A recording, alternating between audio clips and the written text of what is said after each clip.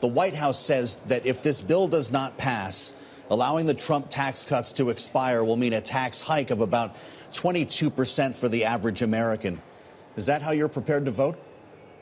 Well, that's nonsense, of course. Nobody wants to raise taxes on middle-class Americans, and Democrats are strongly opposed to that. But what's going on in this bill is that it's actually going to raise costs for regular families in this country, middle-class families, while the vast majority of the tax benefits are going to go to the very wealthiest Americans and big corporations. I mean, to give you an idea of that, if you're a family making $51,000 or less, your costs are going to go up. Your after-tax income is going to go down. But if you're in the top 0.1%, you're going to get hundreds of thousands of dollars. And Democrats just think those are the wrong priorities and that that's not a very beautiful thing about this bill. That's why we're trying to stop it, doing everything we can to stop it.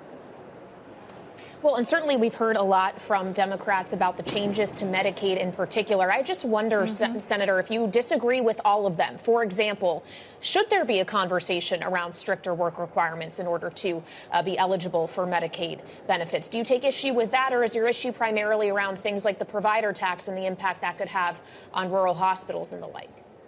Well, my primary issue with the cuts that they're proposing to Medicaid is that it's going to cut millions of people away from their health insurance. It's going to take health insurance away from millions of people. And that's not going to drive down costs, except in the short run. That's going to shift costs. That's going to shift costs to rural hospitals. And I've spoken to rural hospitals all across Minnesota who tell me that if these provisions go through, I've had one hospital tell me it's not a question of if we can keep our doors open. It's only a question of how long we're going to be able to keep our doors open, because these hospitals are already really struggling. And if their uncompensated care goes up, you know, the people who are showing up in emergency rooms without health insurance, if those costs go up and their ability to pay for that goes down, which is what would happen with this bill, they're in a heap of hurt. And that's not only hurting people who get their health insurance through Medicaid, it's hurting everybody in those communities.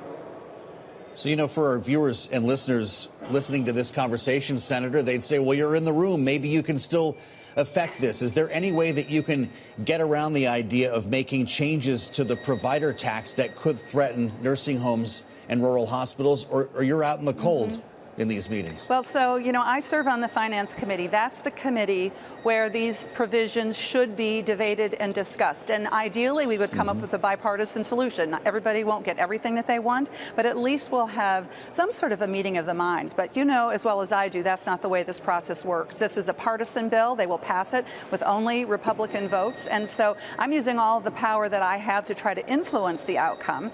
But I, at the end of the day, know that they're not counting on my vote to get this done. It's really going to be up to them to decide what impact it has on their constituents.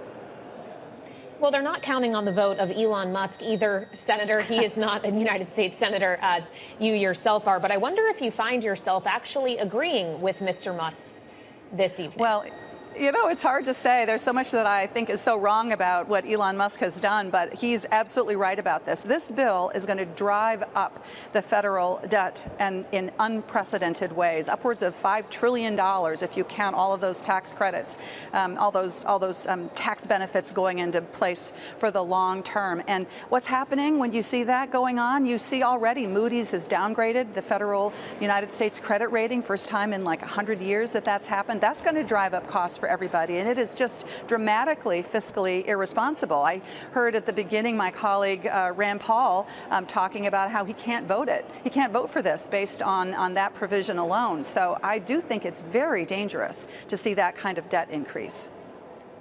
Rand Paul is not alone. Talk to Ron Johnson, I'm sure, Josh Hawley. I could keep going on this list of Republican senators, many of whom had conversations with President Trump in the last 24 hours. But, Senator, when you back off this, you've been through a number of reconciliation processes before. The party says it's going to work this out. What are you actually hearing on Capitol Hill? What's your gut check on this passing by the 4th of July in your chamber? Well, you know, I hear a lot of concerns from our Republican colleagues. And on the one hand, people saying that the cuts to Medicaid, for example, are just untenable and go way too far, are going to hurt their constituents. And on the other hand, saying that the cuts aren't enough and the deficit, the budget debt is going to be too high. So they clearly don't have a meeting of the minds yet. These senators, Republican senators, have an opportunity to do something different here. And I think it's going to be very hard for them to come together. But I don't underestimate the impact of Donald Trump when he calls in and he says, get in line. And so we're going to be watching really carefully. Many of us are trying to work with our Republican colleagues to find some sort of a better path forward. But I think they've got a tough row to hoe to get this all done by the 4th of July.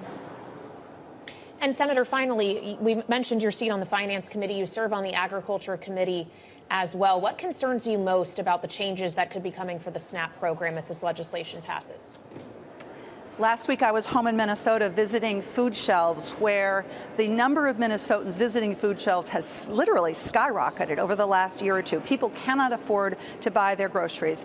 And we're talking about working families who are, 2 or 3 jobs and they still can't afford their groceries. So these proposals to cut SNAP are very dangerous. And understand their plan, the Republican plan, is to shift a big chunk of those costs onto state budgets, which is going to be extremely difficult. How are states that are required to have a balanced budget ever going to figure out how to pay for hundreds of millions of extra costs, as is the case in my home state of Minnesota? So I'm hearing a lot about this at home, and people don't like it.